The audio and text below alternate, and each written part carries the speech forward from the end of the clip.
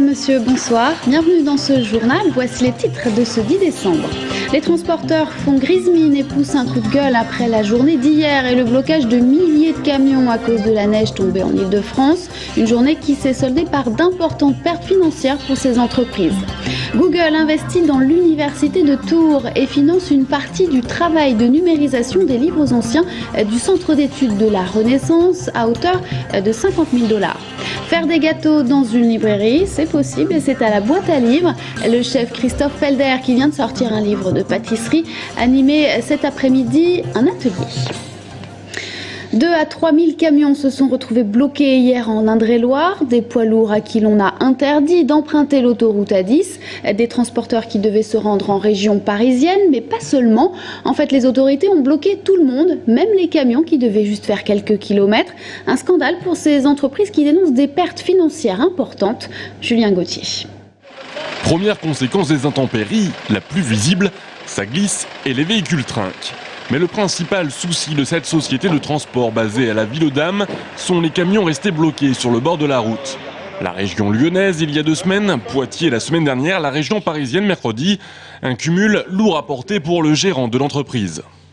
Disons que ça a automatiquement des conséquences, vu que si on devait faire 10 livraisons le lundi, 10 livraisons le mardi et 10 livraisons le mercredi, on n'en fait plus que 5 ou 6. Et en fin de compte, les dernières livraisons vont être reportées sur la semaine. Et le travail qui n'a pas été fait, on ne peut pas le rattraper. Une fois que c'est pas fait, c'est pas fait. Que les bons ordres n'ont pas été donnés au bon moment. Parce qu'en fin de compte, sur Tours, la première fois qu'il a neigé, ça doit être la semaine dernière. En fin de compte, le lendemain, pour les routes principales, il n'y a pas eu de souci. La Fédération nationale des transports routiers estime les pertes pour le secteur à 20 millions de chiffre d'affaires par jour d'intempéries sur une base de 850 € par camion.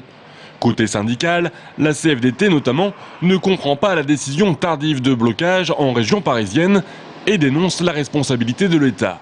Parce que mercredi dernier, j'étais présent à Paris à midi et dès le début de l'après-midi, vers 13h, 13h30, on s'est aperçu que, écoutez, les intempéries, les averses de neige qui se déversaient sur Paris allaient carrément créer un véritable problème. L'État est vraiment confronté à un problème qu'il a créé lui-même en ne renouvelant pas les salariés qui sont partis en retraite, en ne remplaçant qu'une personne sur 2 au niveau de la direction départementale et de l'équipement.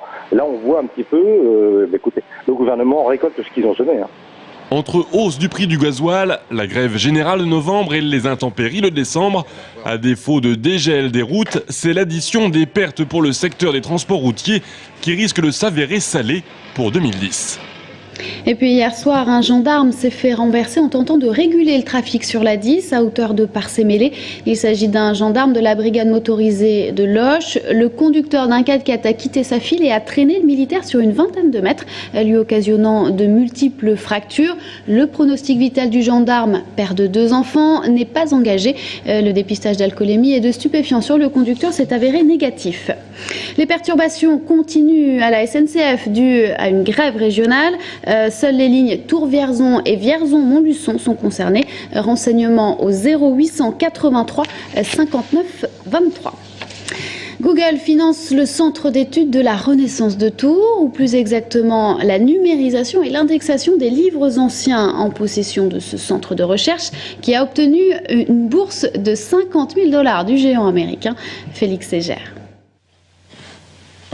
C'est une collection impressionnante de près de 3000 ouvrages anciens, tous datés du 15e au 17e siècle, la période de la Renaissance. Un trésor fragile et précieux, difficile à conserver et à partager. Mais depuis 2003, ces ouvrages sont numérisés au CESR à Tours, le centre d'études supérieures de la Renaissance. Alors là, on est en train de numériser un livre ancien du 15e siècle à l'aide d'une caméra numérique de 10 millions de pixels.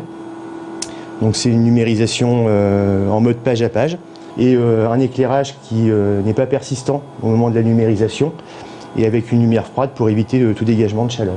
Pour un ouvrage comme celui-ci, il faut une journée complète de travail pour pouvoir numériser toutes les pages. Les livres anciens sont ensuite disponibles sur Internet. 440 sont déjà en ligne sur les 700 numérisés afin qu'ils ne soient plus réservés à une élite et consultables gratuitement en un simple clic. Ces livres anciens et fragiles sont généralement pas accessibles au public, sauf chercheur ou spécialiste qui fait une demande d'autorisation. En les numérisant, en les diffusant gratuitement sur Internet, en fait, on valorise le patrimoine régional. Et puis 2, on permet à tout public, n'importe où dans le monde, de pouvoir consulter ces ouvrages précieux. Mais numériser coûte cher, jusqu'à 1 500 € le livre. Alors, la semaine dernière, un bonus est venu compléter le budget du CESR, une bourse versée par Google. Les résultats de ce que l'on va faire avec le financement de Google, c'est 50 000 $, hein, ça n'est pas un secret. Les résultats de ces travaux seront accessibles en ligne, ouvert, hein, c'est-à-dire ce n'est pas une exclusivité Google, hein, c'est, comme ils disent, c'est un cadeau. Grâce à l'aide du géant américain, les ouvrages seront accessibles plus facilement. Le français du XVe siècle est différent de celui d'aujourd'hui. Et si les mots-clés sont mal orthographiés, il est difficile de faire une recherche précise. Alors, si vous êtes passionné de littérature ancienne ou de sciences, il suffit de se connecter sur bvh.univ-tour.fr. Politique avec un Tourangeau qui rejoint le cabinet du ministre de la Ville, Maurice Leroy. Il s'agit de Dominique Touraine, conseiller municipal communiste de Montlouis-sur-Loire et secrétaire général du groupe PCF Vert Parti de gauche à l'Assemblée nationale. Sa mission, travailler sur la politique de la ville dans les quartiers sensibles. Les deux hommes se connaissent bien pour avoir travaillé ensemble à l'époque où Maurice Leroy, désormais nouveau centre, était lui-même communiste. En bref, un pharmacien de Tours condamné hier par le tribunal correctionnel pour détournement de fonds, 190 000 € au seul préjudice de la sécurité sociale. Il s'était fait rembourser pendant des années des prescriptions inventées de toutes pièces. Il a été condamné pour escroquerie à 30 000 € d'amende. Le célèbre camion de l'émission de télé C'est pas sorcier est installé à Saint-Avertin. Pendant 2 jours, il accueillait des scolaires. Demain, il sera ouvert à tous. Il est installé place de la Marne. Les célèbres animateurs Fred et Jamy ne sont bien évidemment pas présents, mais le camion est agrémenté de maquettes impressionnantes avec 5 cabines représentant les 5 sens. On écoute l'adjointe à la jeunesse de la ville de Saint-Avertin au micro de Sabrina Meloult. Les enfants sont très intéressés, posent beaucoup de questions, sont malheureusement un peu déçus que Fred et Jamy ne soient pas là, mais ont pu travailler en amont avec leurs enseignants et effectivement, beaucoup de questions, c'était très intéressant et ils ont beaucoup aimé. Il ne s'est pas contenté de dédicacer son livre comme n'importe quel auteur. Le chef Christophe Felder est allé plus loin. Il a mis en pratique ses recettes de cuisine et les a enseignées à une vingtaine de personnes. L'ancien pâtissier de l'hôtel de Crillon vient de sortir un livre de pâtisserie et animer un atelier cuisine cet après-midi à la boîte à livres. Sabrina Meloult. De la cannelle, beaucoup de chocolat, mais surtout du plaisir. Le pâtissier Christophe Felder est là certes pour promouvoir son dernier livre, mais surtout pour partager son amour de la pâtisserie. Consultant au Japon pour des pâtisseries françaises, puis directeur de 2 hôtels en Alsace, Christophe Felder est un homme très occupé, mais qui tient au précieux plaisir de partager son savoir-faire. Je dis toujours que la pâtisserie c'est mieux que le yoga. Les cours en plus on est vraiment dedans et c'est en faisant que les idées viennent très rapidement. Dès qu'on touche la matière, dès qu'on a tous les produits autour de soi, on se dit tiens je pourrais faire ça, je pourrais faire ça, je pourrais faire ça, il y a plein d'idées qui viennent sans arrêt. Après il faut que ça reste simple et surtout bon quoi. Et voilà, c'est un peu comme ça que ça vient. Tour à tour, les apprentis du goût travaillent la pâte, goûtent le chocolat et savourent les précieux conseils du maître pâtissier. Un échange simple de conseils, mais surtout un partage d'expériences culinaires. Cette facilité, cette proximité qui, moi, m'a attirée vers lui, dans ses livres d'abord. Et puis aujourd'hui, quand on m'a dit qu'il arrivait, moi j'ai tout simplement dit yes quoi, j'étais contente. Et je suis pas déçue parce que l'environnement est magnifique. J'aime d'abord l'endroit où on est, parce que j'y achète des livres et que je suis consommatrice.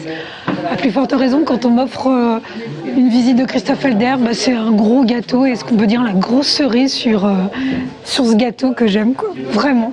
Aujourd'hui, Christophe Felder se penche déjà sur ses prochaines créations sucrées, mais cela toujours avec goût et simplicité. Un sport, un petit mot du Tour FC qui est en pause ce week-end puisqu'il s'est fait éliminer de la Coupe de France face à Cognac. Pas le match de Ligue 2 non plus puisque ce week-end est consacré au 8e de finale de la Coupe. Un peu d'entraînement ce soir tout de même avec un match amical face à Romorantin qui commence à 19h au stade de la Vallée du Cher. Le Tour Volleyball, quant à lui, reçoit samedi soir Ajaccio en 9e journée de championnat. Après avoir vaincu sur le parquet de Grenon, les Italiens de Trévise cette semaine en Champions League. Côté Liga, le TVB est toujours toujours leader avec 3 points d'avance sur le second, 7 et 6 points sur Ajaccio qui est classé 5e.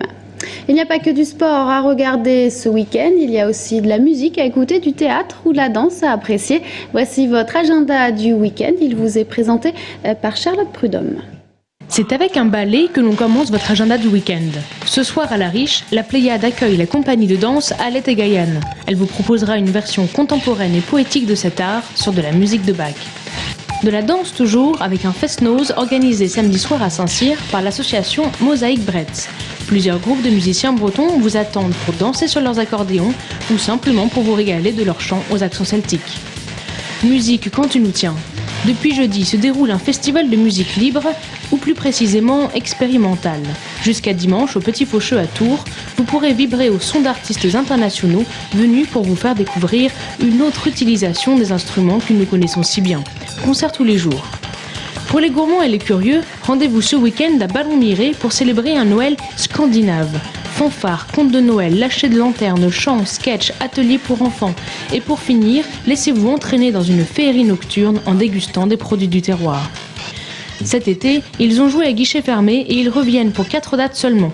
Les comédiens de la compagnie des Nuits Blanches sont depuis mercredi et jusqu'à dimanche sur la scène du Carré Davidson pour interpréter leurs pièces Le Résistant, Le Collabo et La Tondue. Une sombre histoire de résistance, collaboration, dénonciation et vengeance pendant la Deuxième Guerre mondiale. Et pour finir cet agenda des sorties, allons au refuge Malitourne de Luynes où la SPA tiendra des portes ouvertes pour vous permettre d'adopter plus de 200 chiens, 100 chats, rongeurs et chevaux. Pour toutes les adoptions, un justificatif de domicile vous sera demandé. Bon week-end à tous. Et c'est la fin de ce journal, merci de l'avoir suivi. On se retrouve dans 1 minute avec l'invité de la rédaction, restez avec nous.